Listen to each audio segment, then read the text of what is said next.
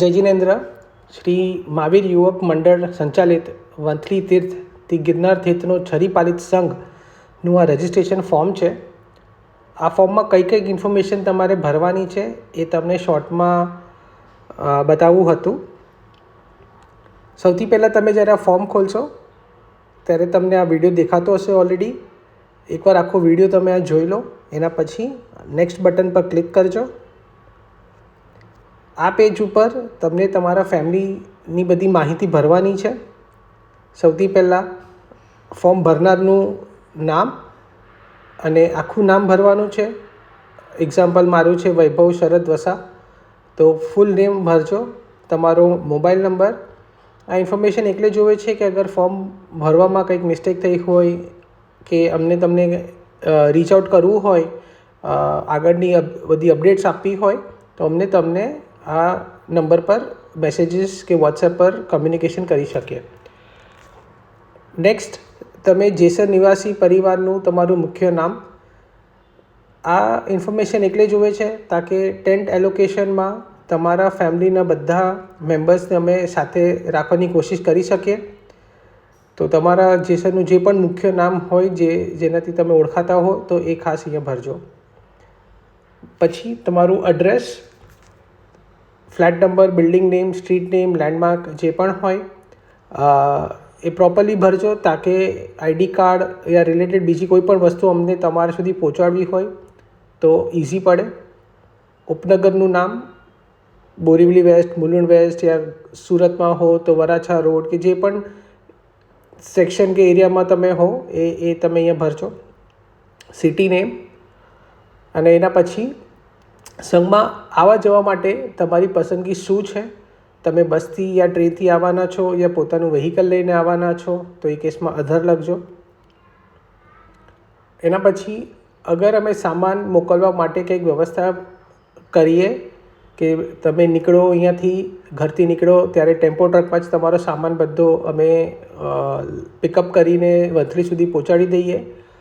જો તમે એ વસ્તુથી ઓકે હો તો અહીંયા યસ કરજો, અને અગર તમે જાતે જ પોતાનો સામાન લાવવાનો હોય તો નો કરજો. નેક્સ્ટ, તમે સંઘના મુખ્ય યા તો સહ લાભાર્થી છો કે નહીં એ યસ નોમાં જવાબ આપજો.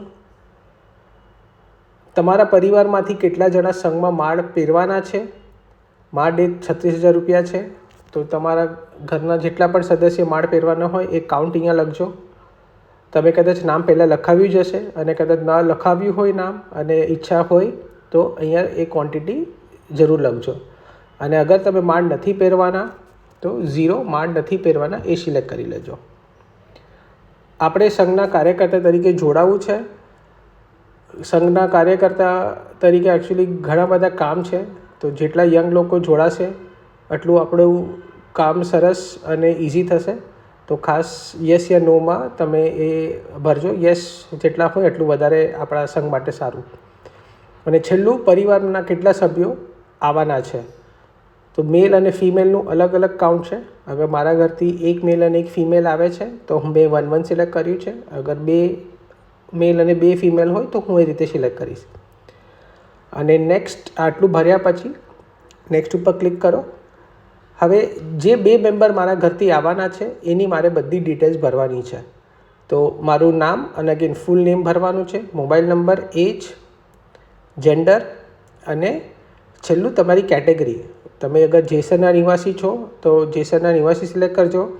અગર તમારી ઘરની દીકરી જેના લગ્ન થઈ ગયા છે એમનો પરિવાર આવવાનો છે, એ પોતે યા તો પરિવાર આવવાનો છે તો એમાં જેસરની પરણેલી દીકરીનો પરિવાર સિલેક્ટ કરે. અને યા તો આ 2 કેટેગરીમાંથી તમે નથી અને મારા સાહેબના મહેમાન છો કે બીજી કોઈ ગ્રુપમાંથી છો તો અન્ય સિલેક્ટ કરજો.